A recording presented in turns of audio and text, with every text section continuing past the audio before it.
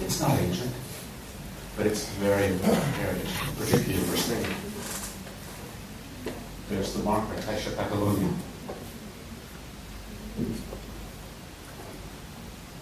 Okay, you remember in Barbados, the slave owner's house. The slave owner's house is well kept, well managed, well interpreted, but you go behind, here's the slave house. Okay. So when you think about slavery, who did all the work? The slaves. Who lived a terrible life?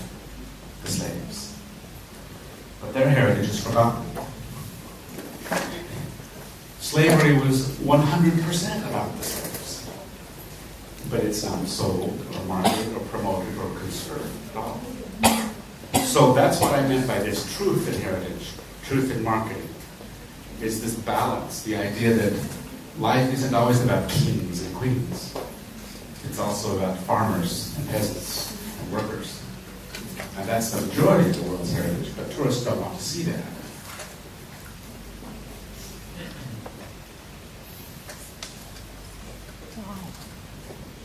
To me, this is interesting, and it creates part of the cultural landscape. This is in Bhutan, and just, is that better? So, we're walking around in Bhutan, in the mountains, in the Himalaya mountains, and we found this just very important piece of ordinary heritage. A man, his dog, his house. Here's a fishing village in Denmark where they smoke fish. It's a very important part of Danish history. Fishing village in Canada. But tourists don't go here because it's not extraordinary. Small bridge in Andorra.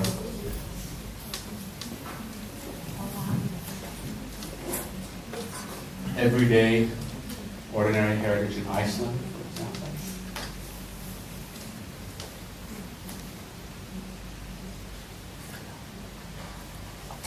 I really like this picture. This is in Myanmar, Burma. Okay? And this is in a place called Shan Sik, and no tourists can go here. It's under military occupation. And so we were allowed, we crossed the border from China to Myanmar, and we were allowed to travel in this area. So really no tourists have been here. But this is a really remarkable landscape. It tells a lot of stories about the struggles of life, etc. And to me, this picture is more impressive than the Great Wall of China, or the Eiffel Tower, or the Taj Mahal.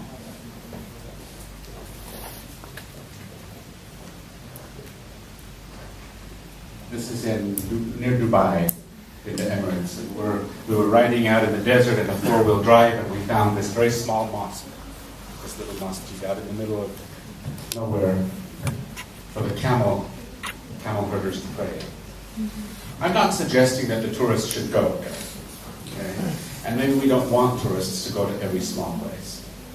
But from a heritage perspective in general, I think we have to rethink what heritage means and what the value is of heritage. And in Mexico City, this guy playing music, very important part of the intangible heritage.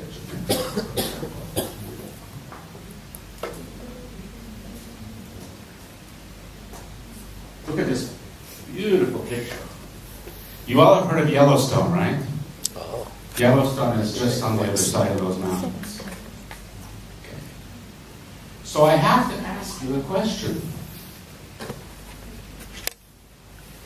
At the conference in Luoyang, a couple of professors were discussing new technology where you can put on these new glasses and you can trace where people are looking. Okay? And you can do that understanding tourism media, like internet websites or brochures and things, to see where people focus their attention when they look at these media. And if I put glasses on all of you and I show this picture, your eyes immediately go to the mountains. Beautiful. But from a cultural heritage perspective, what's more important? fence. This part. We don't think about that. But what really makes this a good holistic picture is the natural heritage and the cultural heritage. This fence, maybe it's 80 years old or 50 years old or 100 years old, was built by a farmer who was struggling to survive in this very unfriendly environment. So even this small fence tells a lot of stories. And I think, and in this discussion, we were having a similar discussion in Beijing 2 days ago. And I think from this discussion came a couple of other ideas about what heritage means. Heritage is what we inherit from the past and use today, but it also has to tell a story. Heritage has to have some value, some meaning. It's not just this chair. This chair is heritage. Okay. But what is the value? What is the meaning of the heritage? So if we look at a picture like this fence can tell a lot of stories. Okay. Food. You can see it's my favorite subject, right? What do you mean, yes? Professor Xie said, I still have hair, but I don't. I have a hair in the north and in the south. This is the national food of Barbados, that island. It's called cuckoo and flying fish. Now, when you look at this food, and you can analyze food, and I know there are people here doing food studies. It's a fantastic subject. And I would suggest that if you're doing food studies, you should look at it from a heritage perspective. It's one unique way of looking at food, because food is, I think it's the most important. I have to be careful. One of the most important laboratories for understanding cultural heritage. Because look at this food.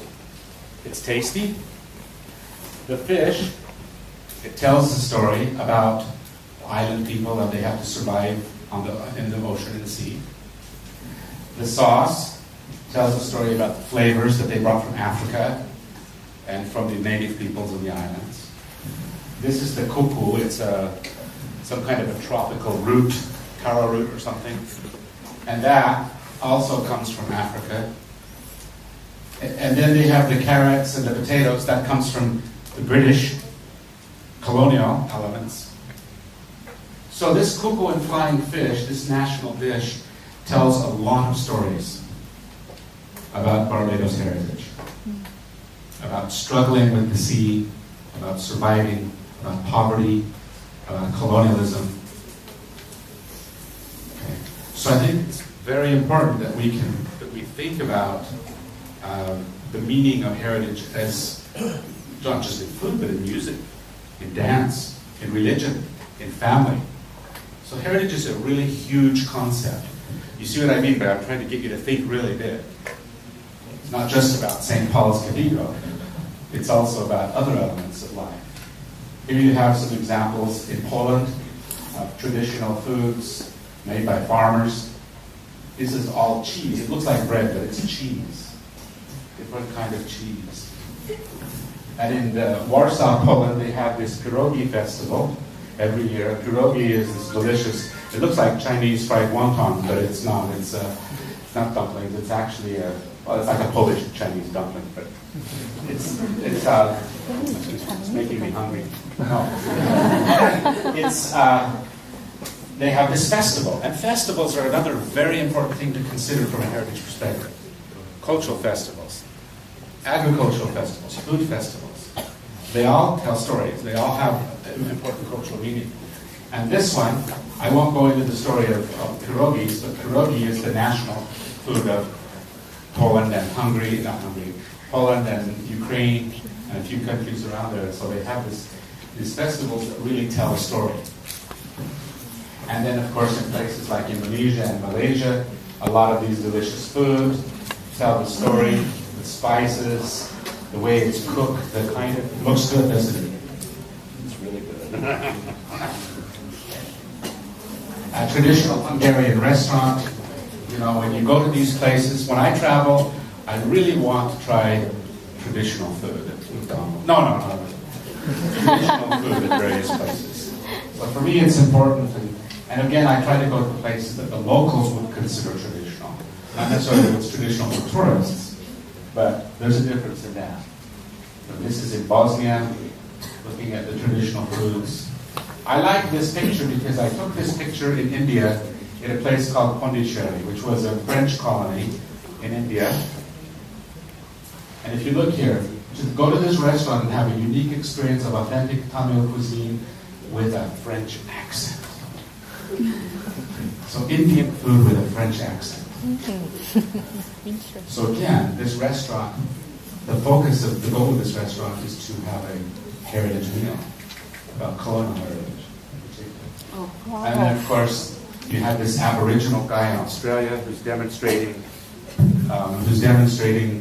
the traditional, they call it bush food or bush tucker, looking at the wild food that the Aboriginals ate in ancient times.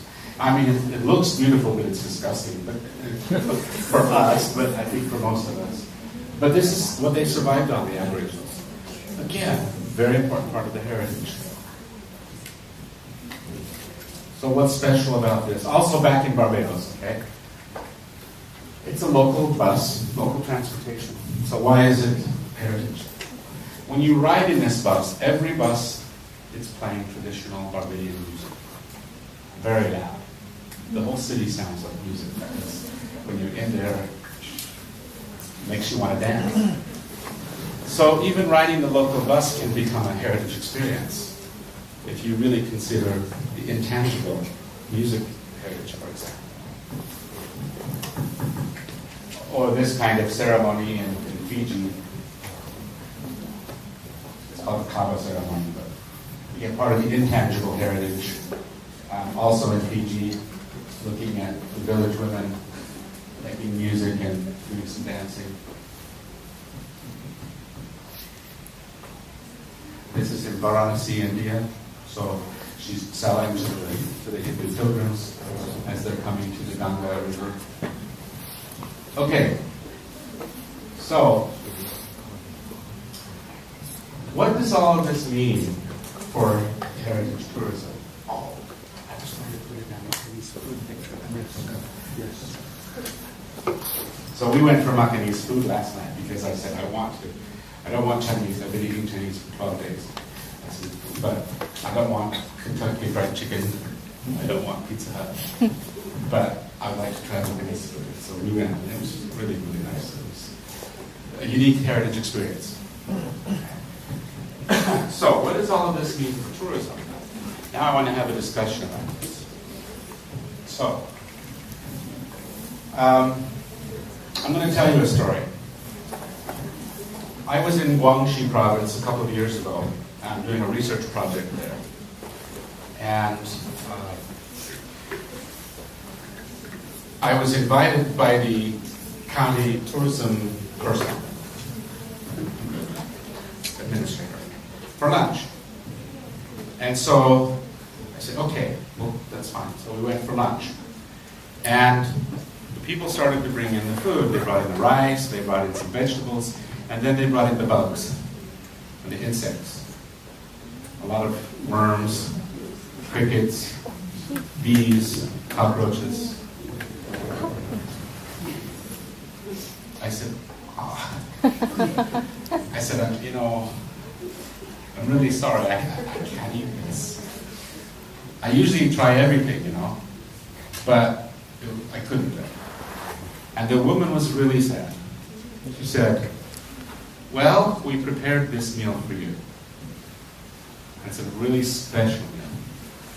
And it's a really expensive meal. I said, really? Or did you just go find the bugs?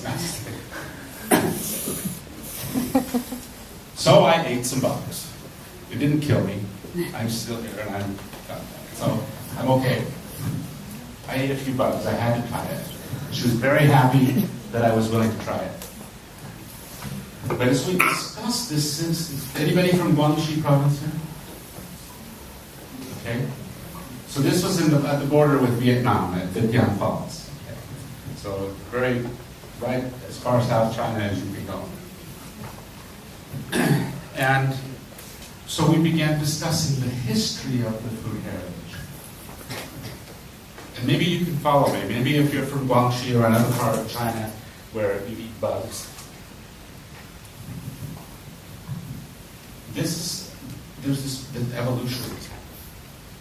In the old days, not long ago, maybe 30 or 40, 25 years ago, the farmers, they raised chickens and pigs and ducks, but they couldn't afford to eat chickens and pigs and ducks because those were to be sold to the market.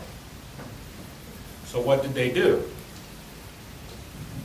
They found the insects to feed their children, their families. So they could sell the meat to the market and earn money. Okay, that was how life was. It was too expensive to eat. Now it's changed. So now the market wants the worms and the cockroaches and the crickets. And so now the local people are eating chicken and pigs and ducks. Sounds strange, doesn't it? But this cultural change is this continuous process. So now the interesting food or the valuable food is the insects, and the cheap food is the ducks, the chickens, and pigs. We see this all over the world. Hot dogs. Hot dogs in America are huge. I mean, you have a hot dog for lunch, you have a hot dog at the ball game. Hot dogs are junk, they're trash. It's all of the leftover meat that nobody wants to eat.